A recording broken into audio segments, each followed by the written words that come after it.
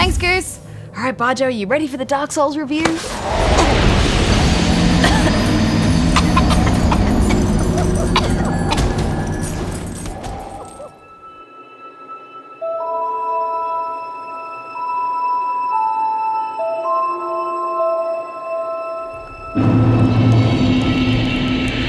It's hard to describe to non-Souls players or outsiders just why these games are so compelling. There's an unspoken bond that unites Souls players.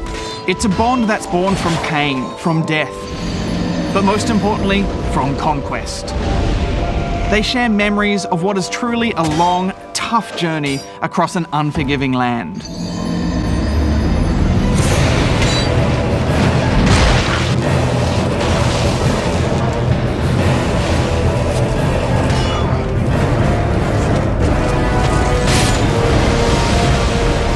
Dark Souls 2 is the third game in this notoriously difficult series. Demon's Souls started it, Dark Souls set the bar, and Dark Souls 2 refines it. You start your journey with no quests, no goals, and no idea what you're supposed to be doing. Instantly, the stillness of this new world sets the tone. As you see fellow travelers, ghostly shadows and bloodstains, you can't help but feel lost in a helpless purgatory. Like you don't matter at all, like no one in this world really does. A great king built a great kingdom. One day, you will stand before its decrepit gate without really knowing why.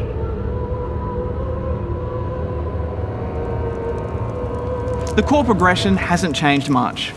You explore, level up, find and reinforce gear until you're tough enough to get through to the next area. Fights are tough, and even basic enemies will pose a challenge. One tiny lapse in concentration and it can all be over, sending you back to the bonfire, risking every soul you earned along the way. You're subtly pulled through this game by untravelled forks in the road, blocked paths that you know one day you'll be able to reach, and shiny loot that's just out of your grasp. The best part about this game is that there are just so many enemies to work through, each with their own speed, strengths, armor types, debuffs, and attack patterns. I can't think of another game that comes close to this level of complexity in this kind of combat. Each encounter feels carefully thought out to challenge you in new ways. It really is a large-scale gauntlet of a game. Character customization has had a complete overhaul. Now you can make your hero look like an Oompa Loompa if you wish. And I did wish. And then you put a helmet on them to never see their face again. Be gone. There's more NPCs to meet along the way now. Young undead. If it would not trouble you, could you visit my abode just down the way? And their morbid stories of exhaustion and helplessness just add to the tone. You must forge on to bring an end to your journey and mine. But it's not the NPCs that tell the story in Dark Souls 2. It's more of a gut feeling. It's story told without words, painted by the walls and the creatures around you. For example, you may wander into some deep underground cavern only to find pirates and strange creatures that like the shadows. And then when you finally do reach the boss, everything you've witnessed and explored starts to make some sense without ever actually saying a word of dialogue.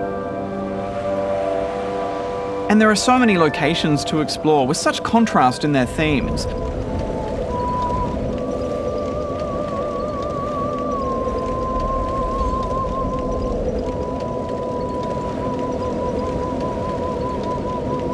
Light is a more important